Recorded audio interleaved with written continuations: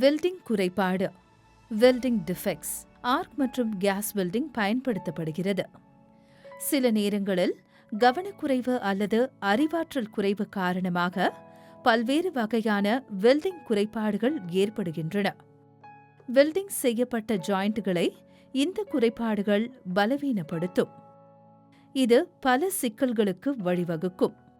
எனவே ஒரு திறமையான வெல்டிங்க்கு வெல்டிங் குறைபாடுகள் மற்றும் அவற்றின் தீர்வுகள் பற்றிய தெளிவு இருப்பது மிகவும் முக்கியம்.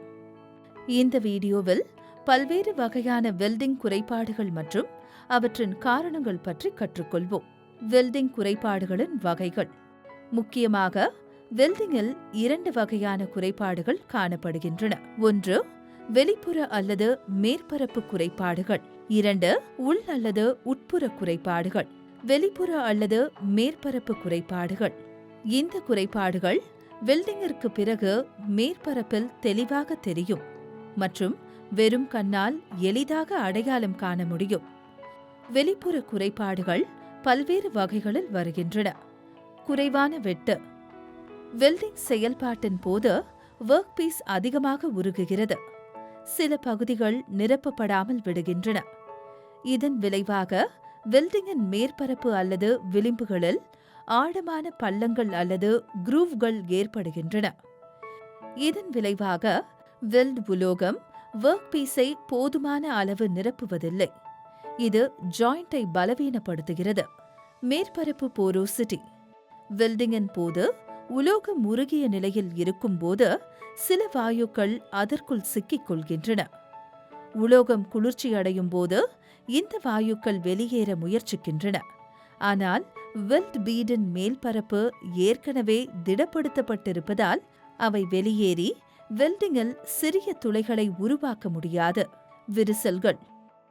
வெல்ட் உலோகத்தின் மேற்பரப்பில் மயிரிழை போன்ற மெல்லிய கோடுகள் உருவாகுவது விரிசல் குறைபாடு என்று அழைக்கப்படுகிறது. வெல்ட் குளிர்ந்த பிறகு இந்த கோடுகள் பெரும்பாலும் தோன்றும், மேலும் இது வெல்டின் வலிமையை பலவீனப்படுத்தும். சிதறல். வெல்டிங்கின் போது உருகிய உலோகத்தின் சிறிய துளிகள் ஒர்க் பீஸில் இருக்கும். அவை ஸ்பாட்டர் அல்லது சிதறல் என்று அழைக்கப்படுகின்றன. இது மோசமான வெல்டிங்கின் அறிகுறியாகும். சிதைந்த ஜாயிண்ட்டுகள். வெல்டிங்கின் போது ஒர்க் பீஸ் மிக விரைவாக குளிர்ந்தால் அல்லது போதுமான வெப்பத்தை பெறாவிட்டால் ஜாயிண்டில் அழுத்தம் உருவாகிறது. இதனால் வெல்ட் சிதைந்து விடுகிறது அல்லது வடிவம் மாறிவிடுகிறது. பள்ளங்கள். வெல்ட் பீடின் முடிவில் நிரப்பும் உலோகம் போதுமான அளவு நிரப்பப்படவில்லை என்றால் ஒரு குழி போன்ற வடிவம் உருவாகிறது. இது பள்ளம் என்று அழைக்கப்படுகிறது. சீரற்ற பீட். வெல்ட் பீடில் தொடர்ச்சியில்லை மற்றும் வெல்ட் உலோகம் சீரற்ற முறையில் டெபாசிட் செய்யப்பட்டால் வெல்டிங்கின் தரம் குறைகிறது. உள் அல்லது மேற்பரப்பு குறைபாடுகள். இந்த குறைபாடுகள் வெல்டிங்கின் உள்ளே உள்ளன. அதாவது வெல்ட் உலோகத்திற்குள் இதனை மேற்பரப்பில் இருந்து நேரடியாக காண முடியாது. ஆய்வக பரிசோதனை மூலம் இவற்றை கண்டறிய முடியும்.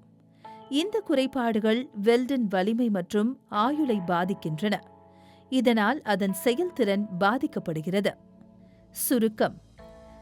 வெல்டிங் செயல்பாடின் போது ஏற்படும் வெளிப்புற மற்றும் உள்புற குறைபாடுகளில் கவனம் செலுத்தி வெல்டிங் குறைபாடுகளை பற்றி நாம் கற்றுக்கொண்டோம்.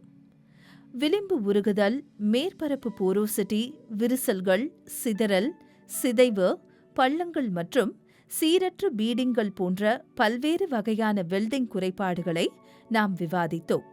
இந்த குறைபாடுகளுக்கான காரணங்கள் மற்றும் வெல்டிங்கின் வலிமை மற்றும் தரத்தில் அவற்றின் தாக்கத்தை நாம் புரிந்து கொண்டோம்.